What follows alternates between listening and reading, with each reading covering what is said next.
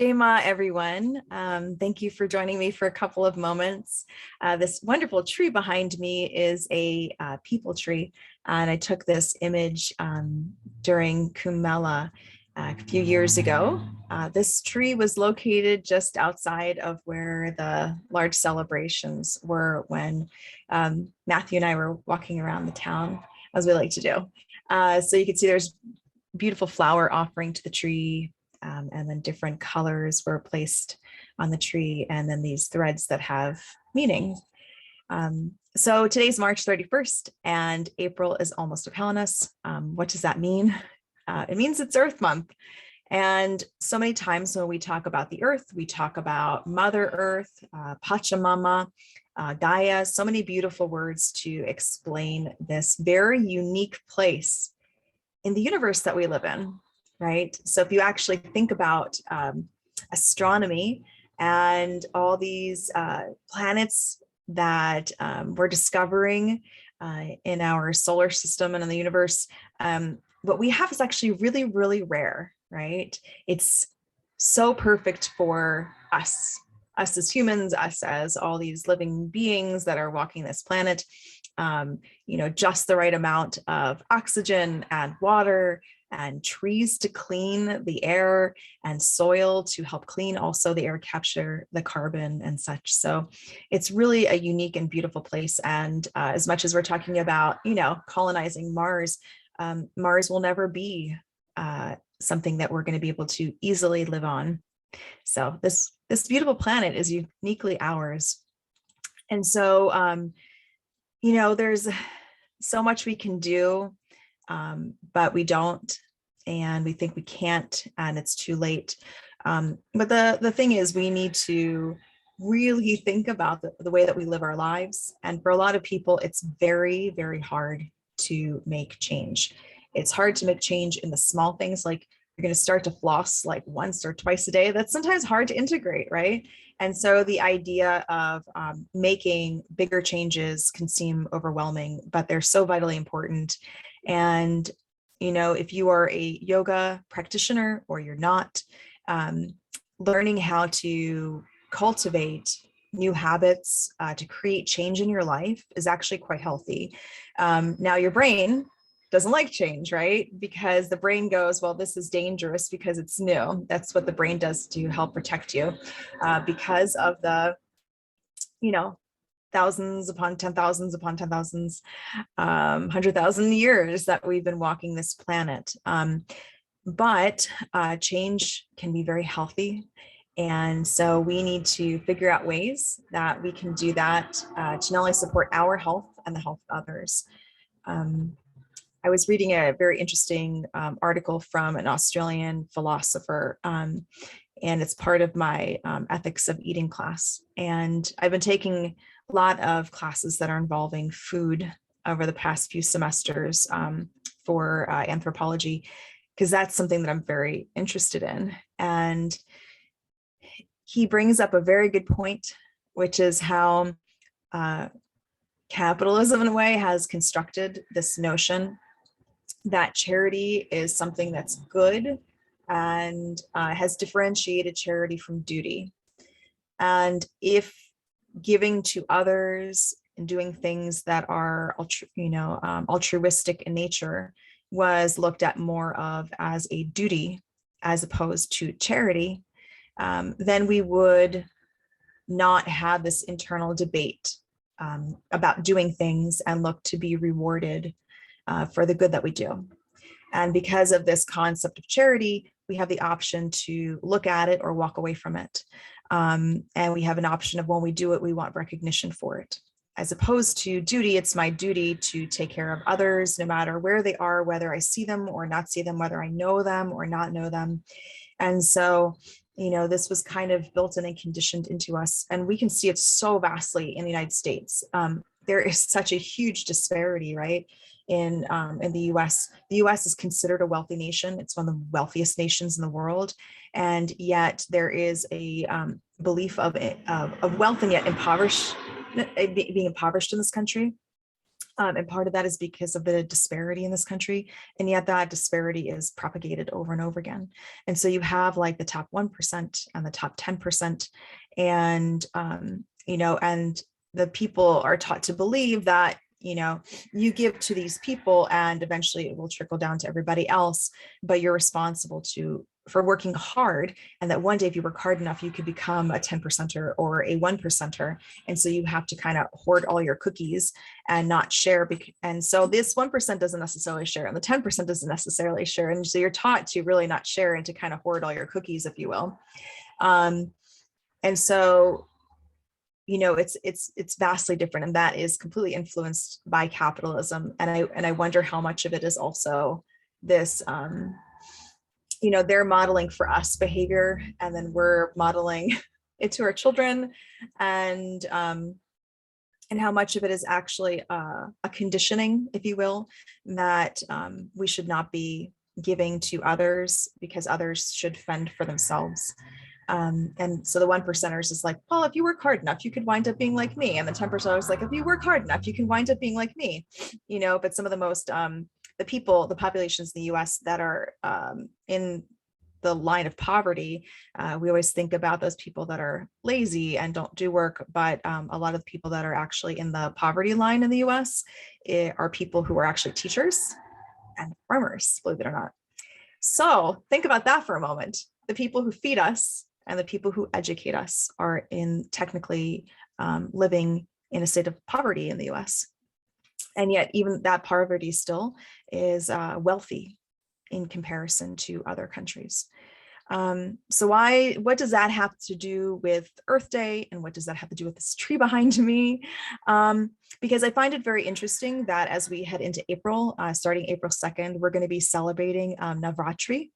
Navratri is this beautiful 9-day celebration of good over evil, to put it basically. A lot of these beautiful Santana Dharma festivals, activities, holidays are involving this concept, right, of conquering good over evil. And there's a beautiful story behind Navratri, and I won't go into it too much, but if you come to my satsang on Friday, you'll hear it. And it's, this beautiful embodiment of Shakti, which is the divine feminine, comes down, and she's called down by the men because the men made a mistake and gave this boon to this guy who thought he was all that and more, and decided to start wreaking havoc and chaos and slaughtering people and burning villages, and they couldn't get rid of him. Sounds kind of familiar right now, doesn't it, with the world that's happening? And so the Tridevi, these gods, these men, decided to call in the divine feminine. And so she came as Durga, and they gave her all these tools and weapons, and they said, please take care of this. And so Durga fought this bad guy, if you will, for 9 days and 9 nights, and finally won over. And so we celebrate this holiday as this conquering. There was one teacher I had one time in a class, and she went to India, and she went to this one temple that was dedicated to one of the aspects of the divine feminine. And she just noticed there's, male priests that were there and male attendants and to the temple. And she asked them, she goes, this is a temple dedicated to the divine feminine. Where are the women? Where are the women here? And they said, well, she's so powerful. She's so powerful that we need to contain her. We can't just let her be free because it would invoke chaos in the world. And so I just find that story so interesting because there is, for thousands of years, these stories that were spread by colonialism that really take, this feminine aspect that resides in all of us, that is so powerful and so strong. That's an activist that wants to actually care for others, to take care of others, to give to people freely, to invoke that mama bear like feeling for all of humanity and all of living beings. And so often it is counterbalanced in this patriarchal world where it is believed that it is better to conquer and dominate rather than share and take care of. And so April, Earth Month, is about becoming aware and to participate in life. I've been seeing people for years doing this, but particularly lately with Ukraine and the images coming out and videos coming out and the reporting of saying, just turn off your TV and I need a mental break from watching this. I'm just going to not hear about anything for several days and I'm going to distract myself with XYZ, or, I'm just going to stop completely watching media because it's giving us too much bad information. I don't want to learn about what's happening in Ukraine. And so it's this, I think about this one South Park episode where they're burying their heads in the sand. And we think that it's like I hate this word so much, but it's like woke. And we think that it's a woke method to actually remove ourselves from knowledge. And whether the knowledge is presented in a good way or not a good way, I'm not going to speak about that right now, but it's knowledge.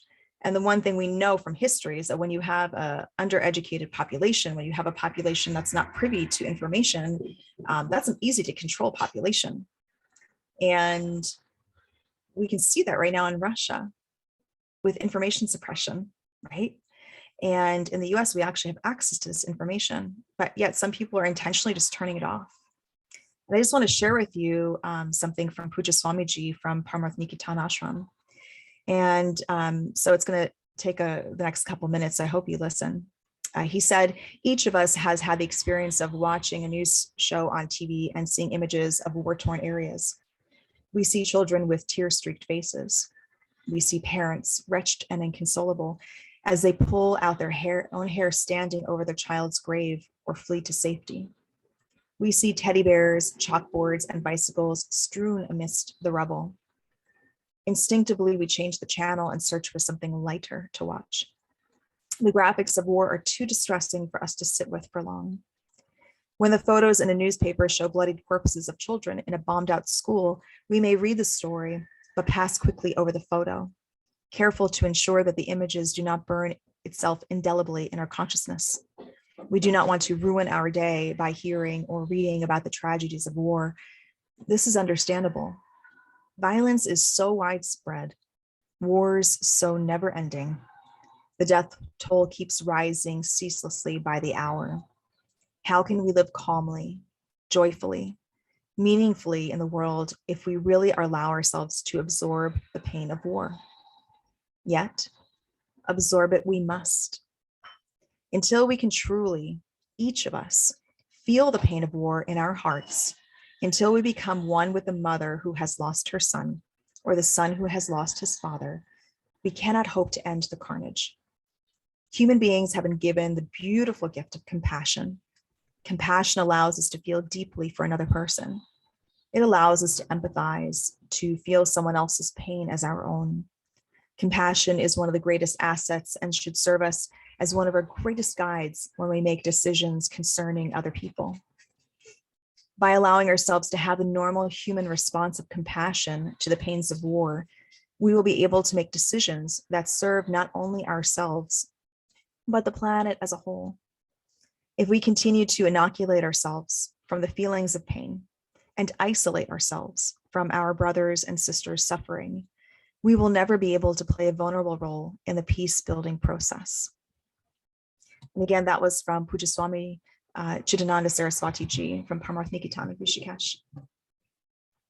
So I hope that over these, starting April 2nd, these 9 nights of Navratri, and I hope over the course of the month of April, and then of course, I hope that it continues on for the rest of your life, that you take the time to become aware of what's happening in the world, despite how hard it is to see and to listen and to watch, to feel, so that you come into this place of compassion and empathy and understanding. Because ultimately, when we're educated about something, when we're aware about something, when we allow it to permeate within ourselves, that actually turns into action. Because eventually we no longer can stand to see it. And rather than shut it out of our lives, we start to take action. And we have to remember yoga is, it's a path of action, right? Karma yoga specifically. But yoga is not passive. It is not woke for us to live in a space of ignorance.